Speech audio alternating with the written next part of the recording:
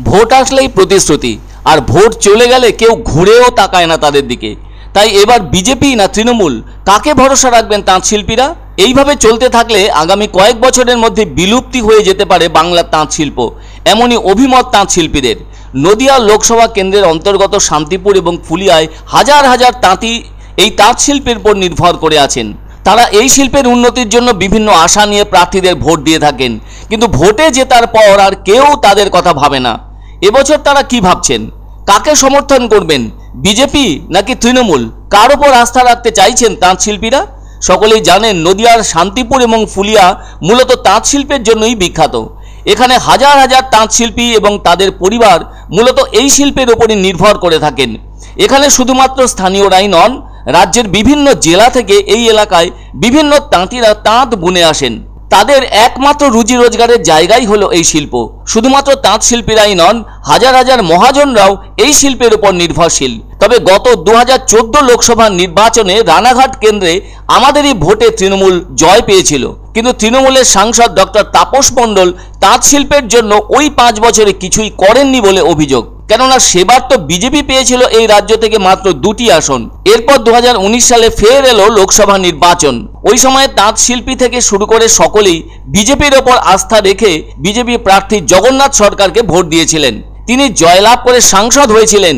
বহু আশায় বুক বেঁধেছিলেন তারা, হয়তো কেন্দ্রীয় সরকারের পক্ষ থেকে তাদের জন্য আলাদা কোনো ব্যবস্থা গ্রহণ করা হবে। কিন্তু দেখতে দেখতে সেই 5 বছরও কেটে গেল, ফলে তারা যথেষ্ট নিরাশ হয়ে পড়েন। আর 2024-এর লোকসভা নির্বাচন চলছে। আগামী 13ই মে ভোট গ্রহণ আছে রানাঘাটে। তাহলে তৃণমূল ও বিজেপি সাংসদদের তো কার্যকলাপ দেখেই নিয়েছেন নদিয়ার তাঁত শিল্পীরা।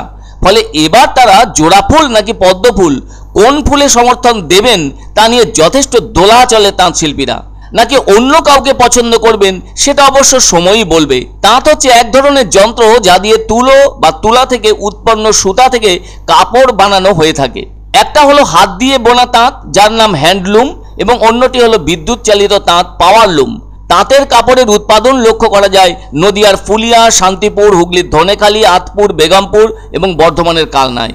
তবে বয়ন হলো ইতিহাসের প্রাচীনতম কারুশিল্পগুলির অন্যতম, যা কিনা নিওলিথিক যুগে অন্তত 12,000 বছর আগে।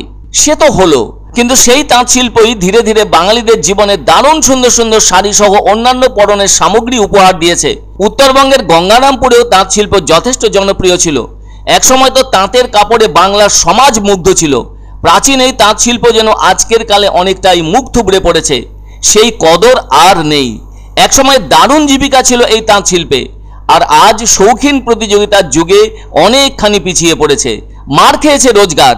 নতুন পথের সন্ধান পেতে চান তাঁত শিল্পীরা। তবু যদি সাংসদদের আশ্রয়ে গিয়ে কিছু হয়, তাই হয়তো শেষ বেলায় নির্বাচনে মন রাখা তাদের।